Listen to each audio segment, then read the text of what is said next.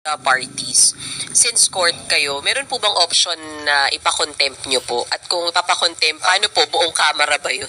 Kasama yan sa poder, sa power ng impeachment court dahil nga suppletorily applicable ang rules of court. Subalit, magkaiba. Sa parte ng nasasakdal, meron siyang option na hindi sumagot. May procedure din kung sakasakaling gawin yon. Kung hindi siya sumagot, magpapatuloy ang pagdinig, mag-i-enter lamang ng plea of not guilty sa ngalan niya kung sakasakali dahil ang posisyon ng kanyang mga abogado itong mga nagdaang buwan ay aantayin daw nila ang desisyon ng Korte Suprema kaugnay sa kasong final nila. Hindi ko alam kung kailan ilalabas yun ng Korte.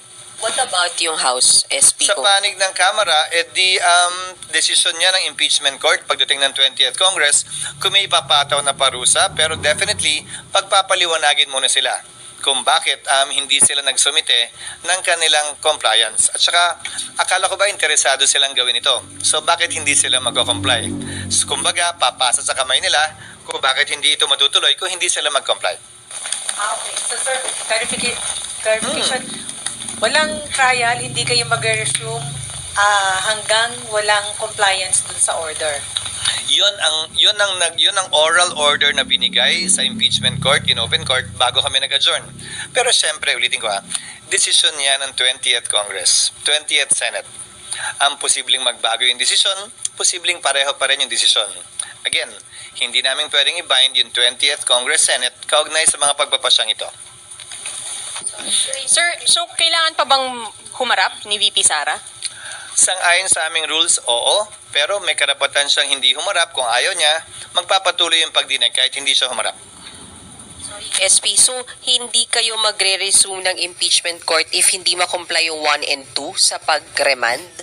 Depende nga yun sa 20th Congress. Depende yun sa presiding officer ng 20th Congress. Halimbawa, sa aking pananaw, kung hindi magsumite ng sagot si VP Sara, kung hindi mag-comply ang Kamara, at some point in time, kailangan magpatawag ng pagdinig para pagpasyahan at pagdesisyonan ng impeachment court yung non-compliance, hindi lamang ng Kamara, pero pati na rin nasasakdal.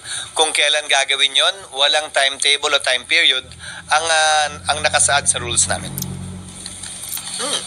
Sir, yung inhibition, sir, may mga nananawagan ng mag-self-inhibit sila. Sino?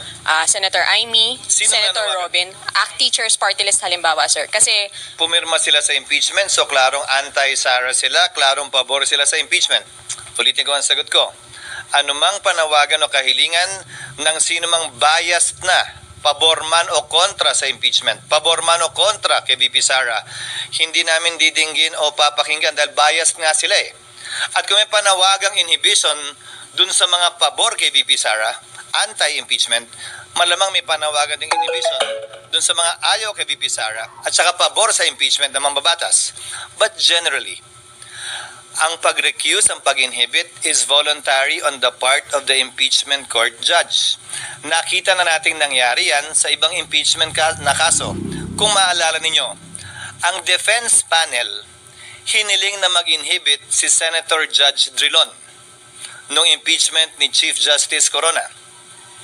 Ang desisyon ng impeachment court doon ay hindi yan pwedeng pagbotohan ni hindi tinake up sa impeachment court dahil voluntary decision yan ng isang impeachment court judge. Ngayon, defense panel ang humiling nun dahil duda sila sa sinasabi daw nung panahong yon. Masyadong anti-corona daw yung posisyon ng senator judge. Para sa akin, yan din ang i-apply naming president at hindi lang rules kaugnay sa inhibition. It is voluntary on the part of the impeachment court judge at hindi yan pwedeng ipilit sa sino man. Pabor man kay VP Sara o kontra man kay VP Sara. Pabor man sa impeachment o kontra man sa impeachment. Unti-unti nyo naman ang nakikita yung mga nagsasalita. Hindi ba? Kung kaninong panig sila nakabilang, klaro na anti-Sara, for impeachment sila. Klaro din yung iba na for Sara at anti-impeachment sila. Ang boto na kailangan ay based dun sa number of seats on list sa 24. So kung marami mag-inhibit kung sakali, maapektuhan yun. Hindi mangyayari yun sa pananaw ko. Hypothetical na naman yan eh. Nakasaad sa rules at ayon din sa ruling ng chair ng impeachment ni Chief Justice Corona na magsisilbing president. Pwede lamang matanggal sa bilang ang sinumang senator judge kapag tinanggal sila bilang senador sa ilalim ng Ethics at Disciplinary Procedure ng Senado. Hindi pag-inhibit bilang impeachment judge. SP, Sir, good. yung bilang ng boto is based pa rin sa 24. Hindi ko alam mo itong impeachment na to, tulad nung dati, maraming pinanganak na matatalino at magaling kaugnay sa batas. Wala namang nakasulat sa batas niyan.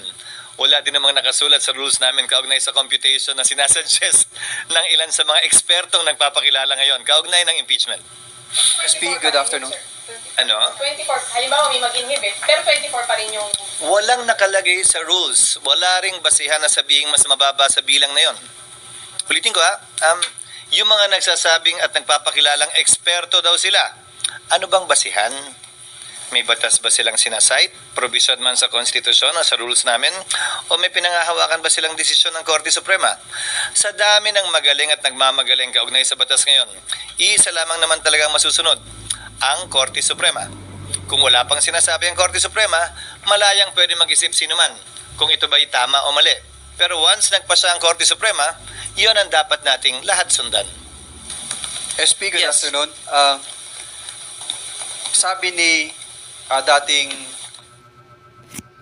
Bughat nga na ay lapat sa ulo, pamaol nga na ay hilanan. Idol na ako sa diskarte. sabi ni dating Supreme Court Senior Associate Justice Antonio Carpio, yung ginawa ng impeachment court noong June 10 ay hindi